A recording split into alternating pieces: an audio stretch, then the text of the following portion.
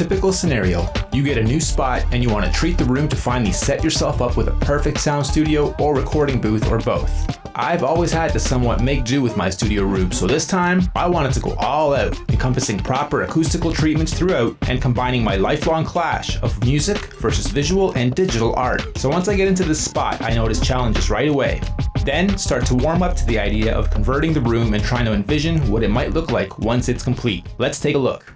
Right away, I notice the floors are hardwood. Usually I love it, but for my needs, this is strike one. There's a huge window. Again, usually I'd love this, but again, this will be hard to treat. Not impossible, just hard. Strike two. And last, a radiator that hums once I get close to it. Damn, strike three. Not just yet though, here's why. As I look closer, start to see. The walls and ceiling are solid concrete, thick, and work very well for soundproofing by default. The room itself is rather perfect for my needs regarding size, function, and versatility, with a closet just big enough to convert into a dead-tight sound booth. The window is actually going to work in my favor for ventilation once treated. The hardwood is actually going to add a bit of bounce to my flat sound, and I can adjust it easily by adding or removing elements in the room. And with a bit of luck, I won't have to struggle too hard to turn off that radiator. So really, this room is kind of perfect. It just took me a while to see through the first layer of obstacles. Just want to say what's up with the camera. See you guys in a few days. This should all be pretty much done. So let's start prepping the room. First, you're going to want to get everything you'll need for your treatment. This will usually include paint and all accessories to paint with. Get latex. Get semi-flat to eggshell. You don't want to go glossy or shiny. Thick, good quality masking tape. You don't want leaks along any lines you make. Acoustical foam. I used Foam Factory on eBay. They did a crazy job hacking this stuff, but it comes from the Foam Factory. These are 2 inches thick. We got them in 2 colors, this and a burgundy. For the girlfriend, she does voiceover work. Wanted to give her a bit of a difference. And we got these from, like I said, the Foam Factory. They're one of the few that do ship to Canada. I guess there's too many problems with customs, so it's really hard to find this stuff in Canada without paying top dollar for it. So amazing prices. I think we paid like, I don't know, under $1,000 for enough to fill 2 rooms, 2 vocal booths. And now this is just one of the 7 packages. They say they'll give it 24 hours for it to fully uncompress. It looks fine now, but. All right, so the next step is underway. We're gonna give the room a second coat of paint and start getting these on the walls and into the vocal booth area. So we'll see you guys shortly. All right, day 2, onto our second coat of paint. It's looking great, but we ran out. So I'm gonna go back to the store, get some more today, get some of the other essentials that we'll need to finish treating the room. The foam's already here, we said.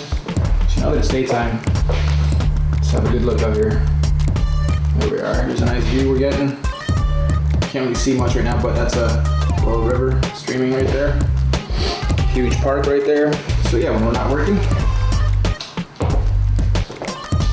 it's looking pretty dirty right now actually. But yeah, so far so good, and I'm pretty happy with this so far. 2 days so far. We've got the big like foot-long edge going all the way around. It just gives it a little bit of a deceptive feel that it's taller than it really is. Then we're gonna get an area rug. We can start filling this up with the foam. Start filling the whole room up with the foam. I can't wait. All right, see you guys in the next step.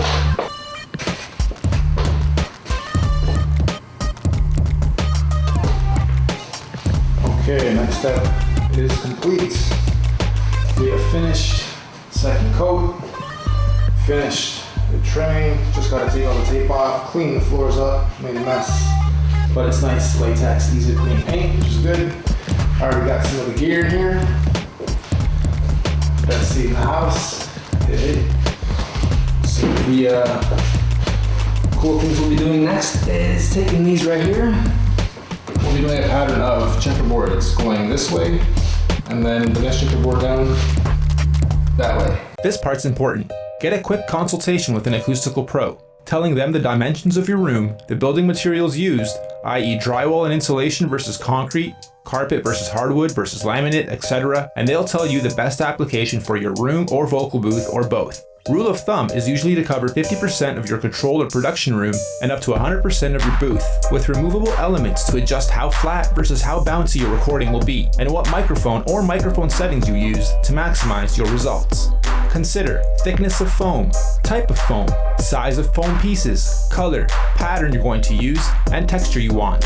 All will play a role in noise reduction and in aesthetics. It does help if you have an eye for art or like to be creative. Note though, don't contrast your paint with your foam too much. You want to focus on your work, not have your eyes being pulled or distracted by your foam and paint combo. It's good to have them only a few shades different, say 30% max, and a color theme that is complementary, or simply stick to gray and black to be safe. Also, take into consideration your furnishings like tables, chairs, gear, etc. if you want to maximize your visual appeal once everything is set up and put together. So we tape up the floorboards, corners, ceiling lines, door trim, and anything else you want to mask. For paint, put on between 2 to 3 coats. These days you don't have to wait more than a few hours between coats. However, if you want to get that dead thick look, wait 24 hours and paint slowly to ensure maximum coverage and thickness.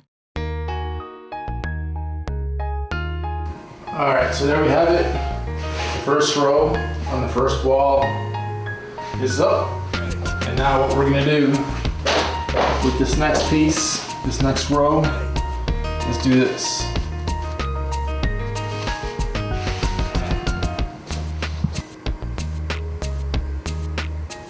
Next, grab your foam pieces and your spray glue. Get creative with how you lay your foam. Remember not to use too much spray either, so when you want to take it off someday you can preserve it and not rip it off, leaving half on the wall. Spray both the wall and the back of the foam. Use a rubber hammer or the bottom of your fist to fasten the foam in place. You can do any pattern you want, really. The only thing to try to avoid is to have all the pieces going in the same direction, and even that is a myth. I like symmetry, with a bit of a break in my borders and my balance. So going row by row in alternate directions like I'm doing here is going to give me that perfect look of chaos meets order. Crazy, this stuff. I'm covered in it right now. Can't see it, but there's a nice thick layer of this all over me. Make sure you're in a well ventilated room, and then you don't need too much of it. Just a little back here, and then just about the same on the wall. If you do both, then it's not adhesed too hard, so that if the day comes you want to remove it, take a little hair dryer or something to it for a little while, and it'll just come off nice and easy, versus you putting tons of glue on it. Then when it comes time to move, you guys rip this off and it's garbage. All right, so keep that in mind.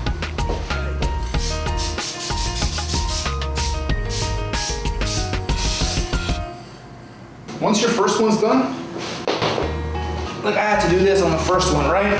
Go up, glue that, and then measure that, and then skip to the next one and glue that. Once you have your first row done, the rest are pretty easy because all you have to do is kind of just fill in the gaps. So we'll take a closer look at this. They're 2 inches, and already I'm noticing about 10%, 20% maybe of a drop in the echo in the room. So very good job, Foam Factory. I know it looks stupid, but the mask had to come on. We have way too much glue flying around the room. But first wall is done and it looks good.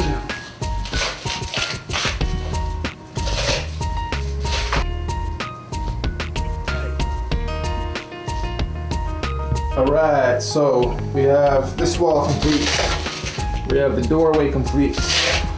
We have this main wall complete. And the only thing left is this wall here. A little bit above and below the window. And we can start treating the rest of the room. You guys can hear my shoes, eh? Everything's sticky, so I'm gonna take them off. So yeah, it looks good. Sounds good too.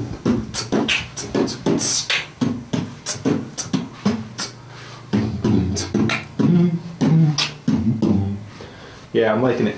Here, so you guys can see what I'm doing here. Little doorway where you come in and out of the room. If I go in here and just, yeah. It's even Wow, quite a difference. Quite a difference, a good 50-60% already in this little area. No bounce. All right. Okay, and we are finished. Close that behind us. Hey! Hey! Anyway, sounds great. Take my shoes off because we're still sticking. Looks great. Still got a bit of a bouncy kick in the room because of the wood, which will be treated later. I just had to cover all my stuff because there's glue all over the floors. So, in one session, painting 2 coats and then lining all these up. The hardest part, trying not to sniff too much glue and actually lining these up so none of the checkerboard pieces are the wrong shape. So up next we'll be doing the closet. Starting to wonder if I'm going to be running out of these soon or if I'm going to have enough, but we should be alright. But so far, let's go back in here and take a look. The lows are getting picked up really nice. Check 1, 2. So far it doesn't sound like we need a bass trap, which is good. Yeah, it's catching the bass really nice. I like it. Okay. Looks kind of weird, almost like a padded room for somebody that's a little bit loony. Most of us producers and artists are a little bit loony though, so. All right guys, there we have it. If you're wondering why we went with 2 different directions and 2 different patterns, as I stand in the middle and eject sounds and sounds coming out of speakers when everything's set up, if these weren't here, everything would just bounce, right? So even right now as I talk, I can hear the difference because I'm trained and I'm used to it, but hey, it doesn't bounce anymore. It gets absorbed or it bounces within the foam. So if we have all the foam going in one direction, it probably wouldn't make too much of a difference. But we wanted each row to be different. So one's going horizontally, one's going vertically, all the way around the room. If you want to just pan around the room quickly to show these guys. And that really helps dampen the sound a bit more. With the consultation that we did for this room and this size and the challenges that we face being the wood, the doorways, the window, and the radiator, this is the recommended coverage, being 50% for the main room and then 100% in the closet.